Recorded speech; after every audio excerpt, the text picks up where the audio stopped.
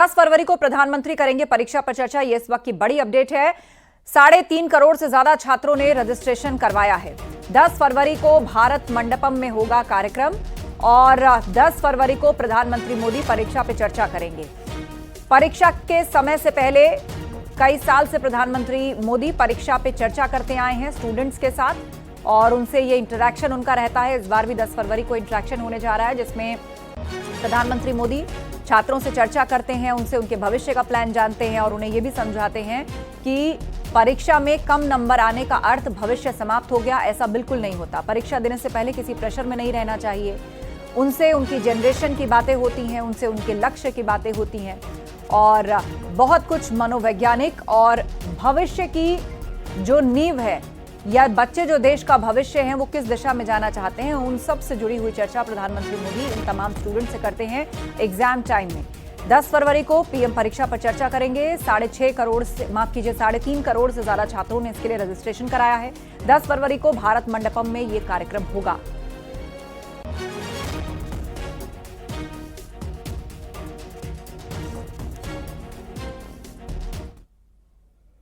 और खबरों में आगे बढ़ते हैं। एसपी अध्यक्ष अखिलेश यादव ने चुनाव आयोग को लेकर विवादित बयान दिया है। अखिलेश ने कहा है कि चुनाव आयोग मर चुका है और हमें सफेद कपड़ा भेंट करना होगा। मैंने सुबह से और समाजवादी पार्टी ने सुबह से लेकर के शाम तक जब तक चुनाव खत्म हुआ है 500 कंप्लेंट्स किए। 500 कंप्लेंट। अगर एक भी कंप्लेंट पे उन्होंने कहा हो, मैंने अपनी कई प्रेसों में ये कहा था कि मैं चाहता हूं ये चुनाव देखे दुनिया कि लोकतंत्र कैसे चलता है। लोकतंत्र में मैंने सभी प्रेस के लोगों को, बुद्धिजीवियों को और तमाम लोगों को इनवाइट किया था कि आकर के देखें कि मिल्कीपुर का चुनाव कैसा होने जा रहा है। सर, यूएस से जो चुनाव आयोग पर देखिए, चुनाव आयोग पे बगल में ही बिल्डिंग है चुनाव आयोग की। मैं वो लाना भूल गया, सफेद कपड़ा डाल देना चाहिए उस पर, क्योंकि चुनाव आयोग मर चुका है। मैंने सुबह से और समाजवादी पार्टी ने सुबह से लेकर के शाम तक जब तक चुनाव खत्म हुआ है 500 कंप्लेंट्स किए। 500 कंप्लेंट। वहीं अखिलेश यादव के बयान पर बीजेपी सांसद रवि किशन ने निशाना साधा है। 6 महीने पहले इलेक्शन कमीशन हिमालय पर था, अद्भुत था जब जीत गए थे 42 सीट। आज वो मर गया, 6 महीने में ही मर गया। अब कफन लेकर देश की सबसे बड़ी पंचायत में आ रहे हैं। सबसे बड़ा काला दिन है, इससे काला दिन हो ही नहीं सकता कि अब राजनीति इतनी ओछी होती जा रही है कि लोग कफन लेके आ रहे हैं। लकड़ी भी ले आते, तुष्टीकरण की राजनीति तो लोग ओपनली कर रहे हैं। कफन ले आते, लकड़ियों ले आते। तो इससे अपने समुदाय, अपने वोटरों को हमेशा ये संदेशा भेजते हैं और जाति की राजनीति हम लोगों पर लगाते हैं। भाजपा वाले जाति राजनीति करते हैं। ये सब बहुत, देखिए, ये जनता सब समझती है और जनता जवाब देती है। जनता का वोट है। जब आप 6 महीने पहले कोई किसी ने कुछ नहीं दावा किया।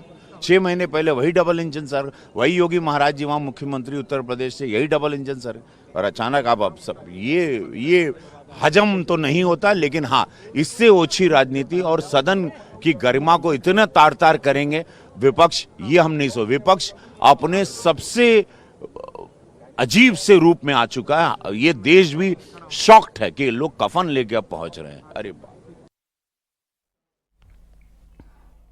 बीजेपी के पूर्व सांसद सुब्रत पाठक ने अखिलेश यादव के बयान पर पलटवार किया है। उन्होंने कहा कि जब 2012 में डिंपल यादव निर्विरोध जीती थी तब सफेद चादर देनी थी, तब तो गुलाब दे रहे थे। इनके समय 2014 के लोकसभा में आजमगढ़ और कन्नौज में क्या किया उसको याद करिए।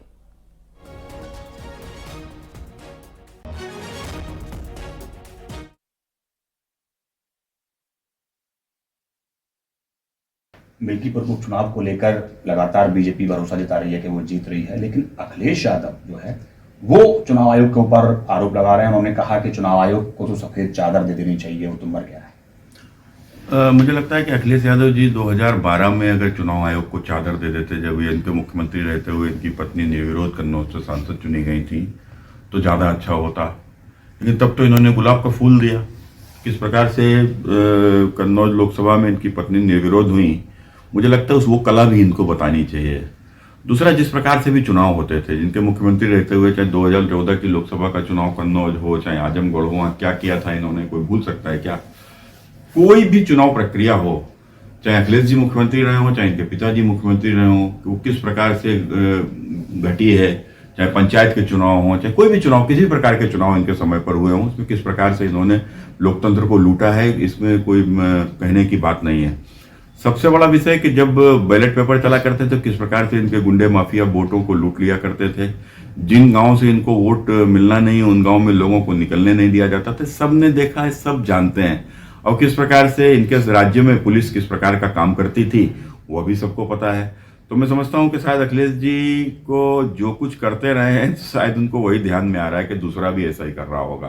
तो जब जीत जाओ तो सब बहुत अच्छा। वहीं बीजेपी ने अखिलेश यादव के बयान पर तीखे प्रहार किए हैं। जब सदन आरंभ हुआ तो समाजवादी पार्टी ने आज पहली बार मर्यादा तोड़ते हुए चुनाव आयोग के लिए, चुनाव आयोग के मृत शरीर के लिए कफन प्रस्तुत किया स्पीकर महोदय के सामने। आज तक हिंदुस्तान के पार्लियामेंट्री प्रोसीडिंग्स में, संसदीय गतिविधि में इस प्रकार का कुकृत्य कभी नहीं हुआ था। चुनाव आयोग एक बहुत महत्वपूर्ण संवैधानिक संस्था है, एक कॉन्स्टिट्यूशनल बॉडी है। ये कहना कि चुनाव आयोग के कमिश्नर इत्यादि मर गए हैं और चुनाव आयोग मर गया है और उसके लिए कफन प्रस्तुत करना, सफेद कपड़ा पार्लियामेंट में देना, इससे जघन्य कांड कुछ नहीं हो सकता है। ये बड़ी ही भद्दी भाषा है। अखिलेश यादव जीत जाए तो चुनाव आयोग ठीक है, 5 साल मुख्यमंत्री रहे ना, यही चुनाव आयोग था ना। अभी जो लोकसभा का चुनाव जीते हैं, यही चुनाव आयोग था ना, जो मैं बड़ी संख्या में जीत गया, हमने हरा दिया योगी जी को, संविधान लेके घूमते हैं। तो आप जीत जाए तो चुनाव ठीक है, आप हारे तो चुनाव आयोग खराब है। ये कौन सा तर्क है? तो अब चाहते हैं कि जबरदस्ती बूथ कैप्चर करके जीते हैं, फर्जी मतदान करा के जीते हैं, तो चुनाव आयोग तो कार्रवाई करेगा ना, करना भी चाहिए ना। बिल्कुल। कल हुई कैबिनेट के फैसले को आज लखनऊ में ब्रीफ किया गया। कुल 11 प्रस्ताव को मंजूरी मिली। 18 फरवरी से बजट सत्र की शुरुआत हो रही है और 20 फरवरी को यूपी का बजट आएगा। 7 बस स्टेशन पीपीपी मोड्स पर बनाए जाएंगे। पर्यटन विभाग की जलमार्ग नियमावली भी मंजूर हुई है। केजीएमयू में 500 बेड का ट्रॉमा सेंटर। यूपी में टीचर्स को टैब मिलेंगे, टैबलेट्स। गृह विभाग के 457 पुरानी गाड़ियों को बदला जाएगा। 13 ऐतिहासिक धरोहरों को पीपीपी मोड पर विकसित किया जाएगा। यूपी की नई आबकारी नीति 2025-26 पास की गई है। ई लॉटरी के जरिए शराब की दुकानों का आवंटन होगा। सुबह 10 से रात 10 बजे तक बिकेगी शराब। कंपोजिट दुकान का प्रस्ताव पास हुआ है। शराब की लाइसेंस फीस 254 से 260 रुपए प्रति लीटर की गई है। हर जिले में एक फ्रूट वाइन शॉप खुलेगी। शराब लाने ले जाने के लिए बनेंगे ऑनलाइन पास।